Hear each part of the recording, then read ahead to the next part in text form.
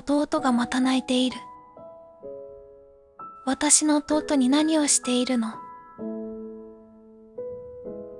お願い、私に弟の面倒を見させて。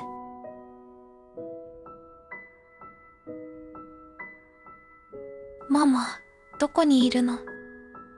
なぜ誰も助けに来てくれないの？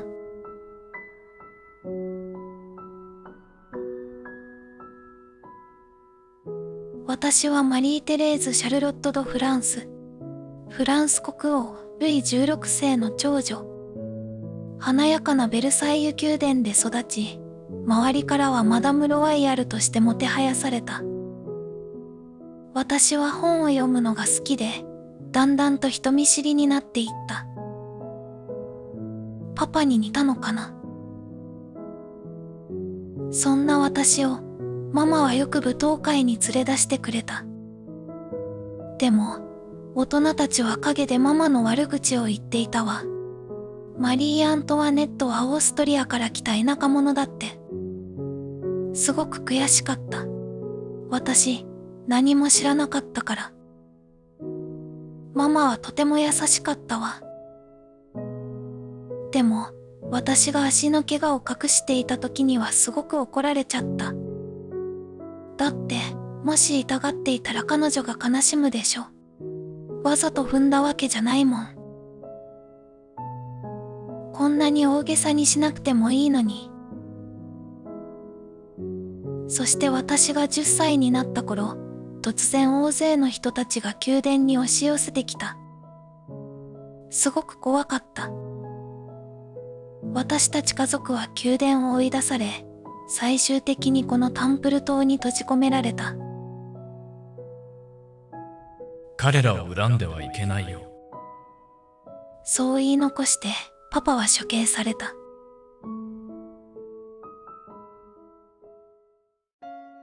閉じ込められてから3年。ママはどうしているのかしら。そういえば、しばらく弟の泣き声を聞いていない。先に解放されたのかしら。その頃、革命派による恐怖政治が和らぎ、私の待遇も見直された。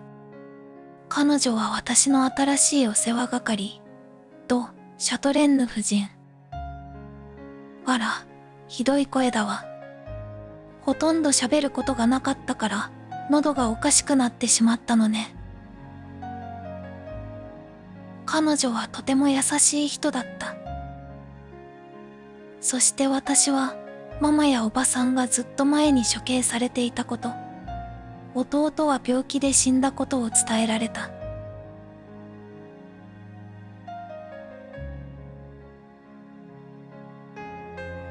あなたに辛い役をさせてしまったわね。教えてくれてありがとう。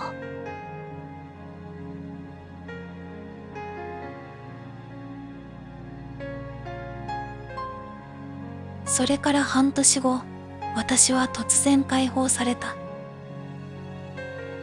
ママの故郷であるオーストリアとフランス共和国政府が交渉して、私はオーストリアに引き渡されることになったの。大切な家族を奪ったあなたたちを、私は。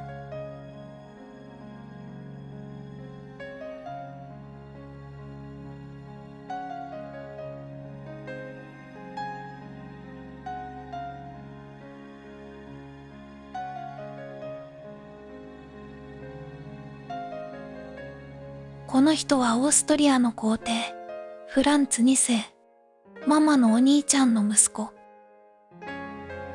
フランツ2世はいとこの私によくしてくれたわ。でも、私が彼に心を開くことはなかった。どんな事情があったにせよ、ママを助けて欲しかった。もっと早く動いてくれていれば、弟を失わずに済んだかもしれない。でも、うちは揉めをしている場合じゃなかったの。その頃、フランスではある男が頭角を現していた。ナポレオン・ボナパルト、革命派の軍人よ。その卓越した統率力と知略によって、彼は瞬く間に出世していった。そして、その勢いはもはや国内にとどまるものではなかった。ナポレオンはイタリア北部へ侵攻して勝利。次なる標的は、そう、革命を認めないオーストリアだった。ママはフランスとの同盟を強化するために嫁いだようなものなのに。皮肉ね。ナポレオンはいずれウィーンにも攻め入ってくる。もうここにはいられない。さようなら、おじいさま、おばあさま。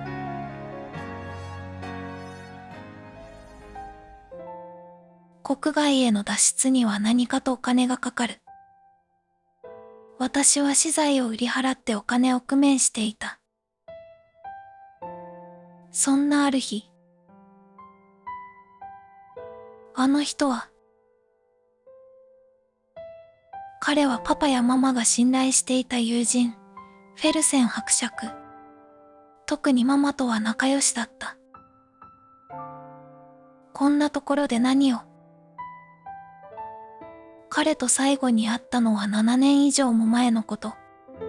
私を見ても誰だかわからないでしょうね。彼がはるばるウィーンに来た理由は後で知った。ママが処刑された後、フェルセンは各地を奔走した。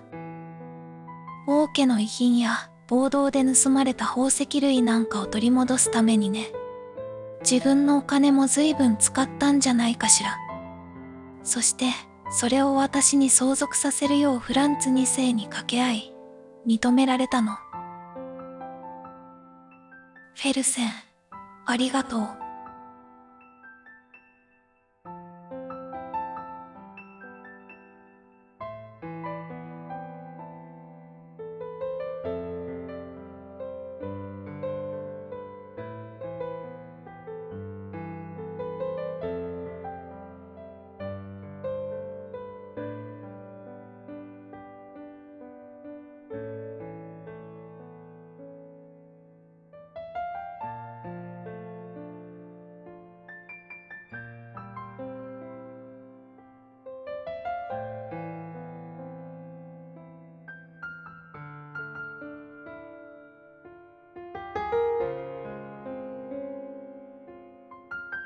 オーストリアを脱出した私たちは、ロシア領に来ていた。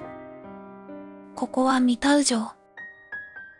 先にフランスを脱出していた王党派が、ロシア皇帝パーベル一世の庇護のもと、仮の政府として使っていた。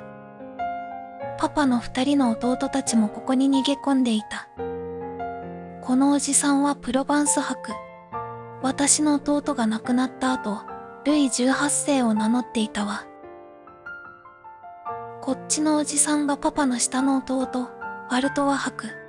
ワルトワ伯には23歳になる息子がいた。彼はルイ・アントワーヌ。おじさんたちに勧められるがまま、20歳になった私はいとこの彼と結婚することになった。お祝いとして、プロバンス伯は私にあるものをくれた。それはパパとママの結婚指輪だった。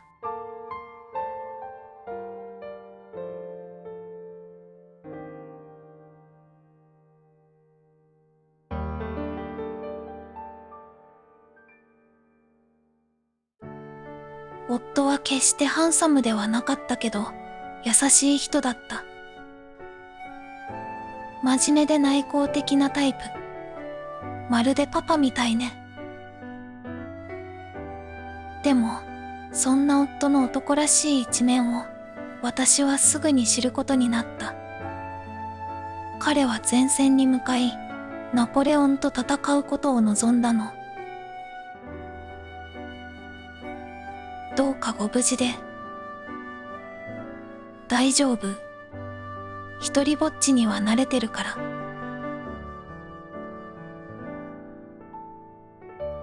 それから1年半が経ち、私たちはミタウ城を追い出されることになった。ロシアがナポレオンとの和解に乗り出したの。ナポレオンの敵である私たち王党派は、その邪魔になるってわけ。ナポレオン・ボナパルト、どこまでも忌々しい男ね。2ヶ月にわたる旅の末、私たちはプロイセン王国の庇護を受け、ワルシャワに落ち着くことができた。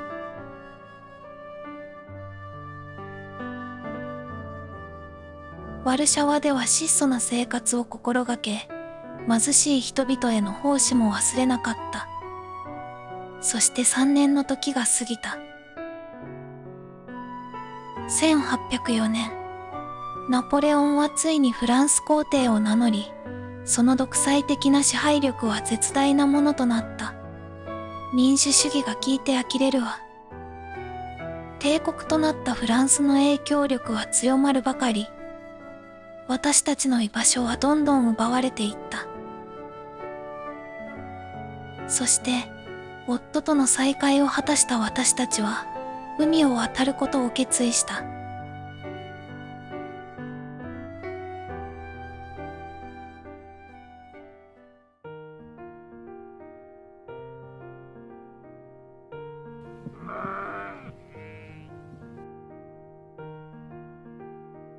イギリスは私たち亡命王族に対して寛大だった。気づけば私ももう35歳。フランスを出たのが17歳の時だったから、20年近く逃げ続けてきたのね。ここでは安全で穏やかな生活を送ることができた。そして私は新しい命を宿した。おじさんたちはとても喜んだわ。でも、我が子を抱きしめることは叶わなかった。王族であることを忘れて、このまま静かに生きていけば、もう辛い旅を続ける必要はない。でも、本当にそれでいいのかしら。そんなある日、私たちの運命を大きく揺るがす知らせが舞い込んだ。ついにあの男が失脚したのよ。ロシアでの大敗を皮切りに、ナポレオンの軍は次第に劣勢になっていった。そして間もなく、反ナポレオン連合軍によってパリは陥落。ナポレオンは皇帝の座を追われ、エルバ島に追放されたの。のんびりしてる場合じゃない。今こそ故郷に帰る時よ。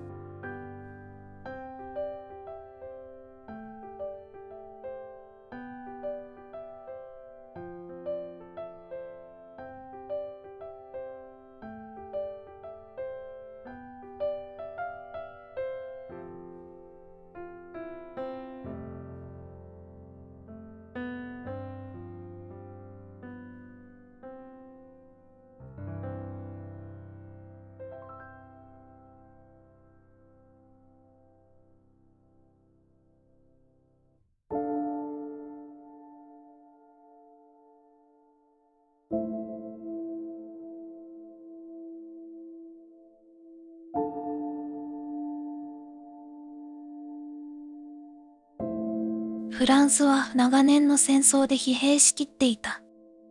そんな中、王家の帰還を喜ぶ人は多かった。けど、王政復活を望まない人や、今でもナポレオンを崇拝している人もたくさんいたから、国内はとても混乱していた。しばらくすると、ルイ17世を名乗る男が何人も訪ねてくるようになった。彼らはタンプル島で亡くなった少年は替え玉で、自分こそがルイ・シャルルだと言い張った。私は誰とも面会しなかった。弟の名を語る輩をいちいち相手にしているほど、私は暇ではないの。でも、弟の遺体はまだ見つかっていない。もし本当にどこかで生きているなら。いても立ってもいられず、私は弟の検視を行ったペルタンという医師に会いに行った。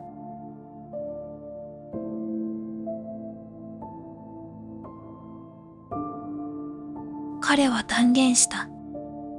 タンプル島で亡くなった少年は弟で間違いないと。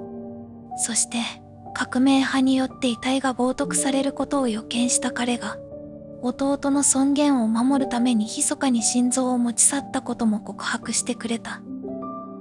期待なんてしていなかったはずなのに、私はブルボン家とハクスブルク家の血を引く最後の生き残り。必ずフランスを復興してみせる。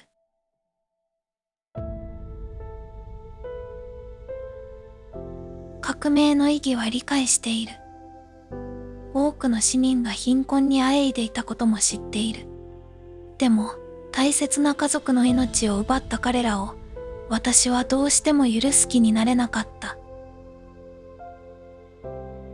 パパ、ごめんなさい。やっぱり私は彼らが憎い。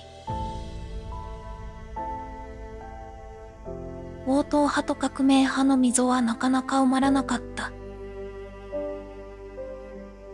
ルイ18世の治世に不満を持つ者も多かったわ。そして、そんな不安定な情勢が、あの男に付け入る隙を与えてしまった。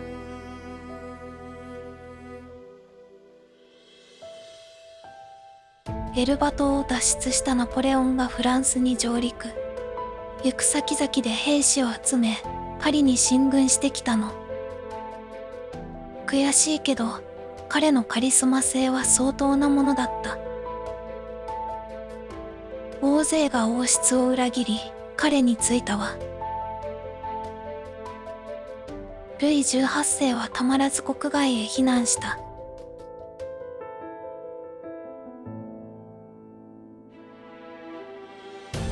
ここはパリの南西部にあるボルドー。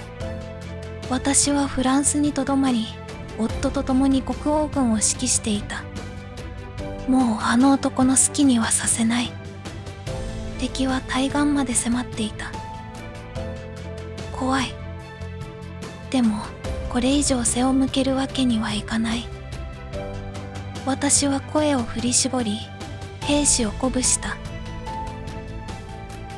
ナポレオンは私のことを、ブルボン家唯一の男、と呼んだそうよ。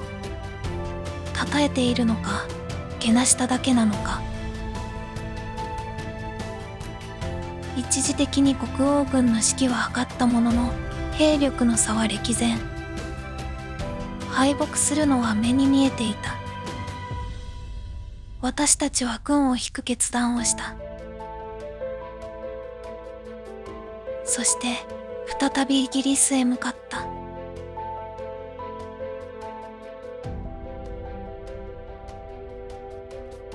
リベンジに燃えるナポレオンは、再び諸外国との戦争を始めた。そして敗れた。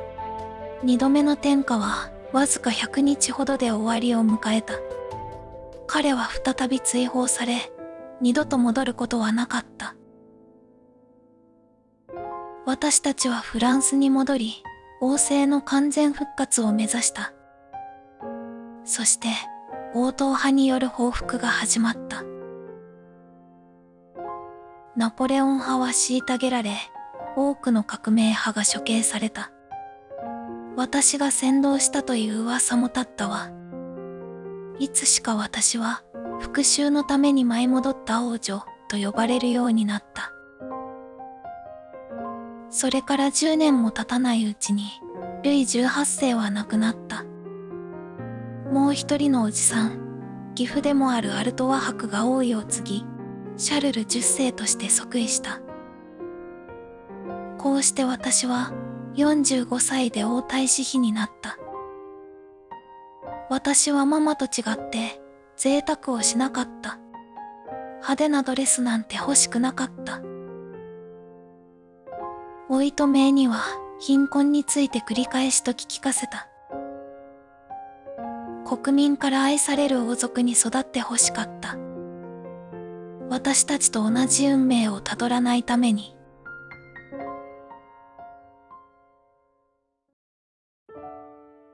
革命によって市民は自由を勝ち取った。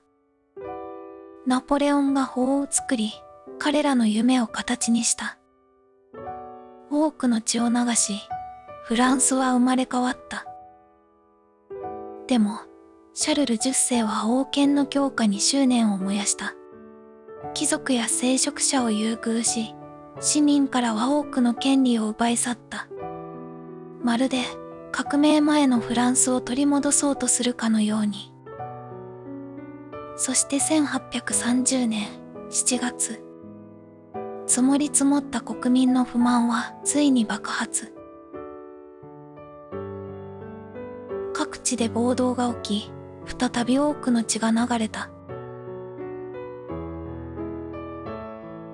シャルル10世は王座を追われ、私や夫と共に2度イギリスに亡命した。私ももう51歳。長旅は答えたわ。イギリスが提供してくれた住まいがここ。エディンバラにあるホリールード宮殿。遠い昔、スコットランドの女王が住んでいた場所。そういえば、彼女も王位を剥奪されて亡命したんだっけ。祖国から追われるって本当に悲しいことね。胸が締め付けられるわ。パパ、ママ、ごめんなさい。私は家族を奪った革命を憎んだ。私を閉じ込め、弟を見殺しにした人たちを恨んだ。居場所を奪ったあの男を軽蔑した。でも、私は彼らを許します。恨みや憎しみにとらわれる人生はあまりにも不幸です。明るい未来を築くことはできないでしょう。私たちは同じ空の下に生きる者同士、手を取り合い、平和な日々を築いていくべきなのです。パパ、ありがとう。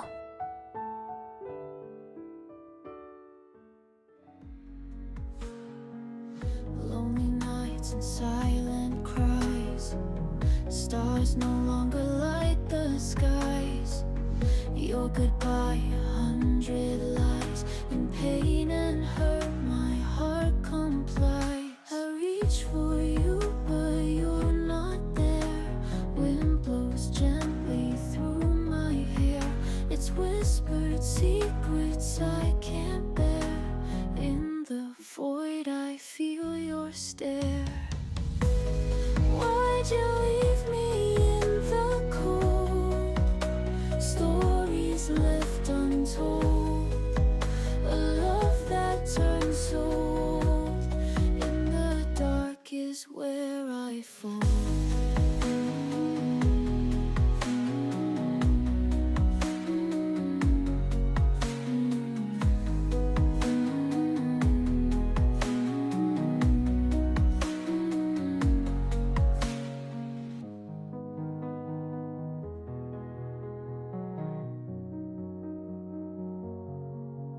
I reach for you, but you're not there.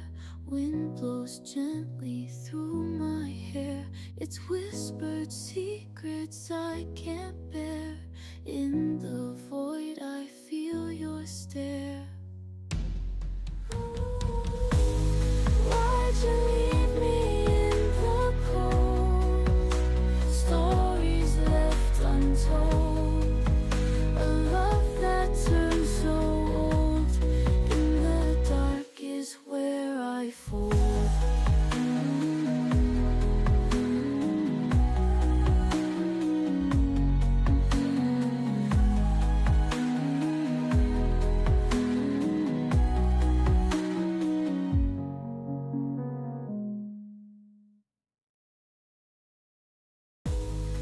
最後までご覧いただきありがとうございました。よろしければチャンネル登録、高評価、コメントをお願いいたします。それではまた別の歴史でお会いしましょう。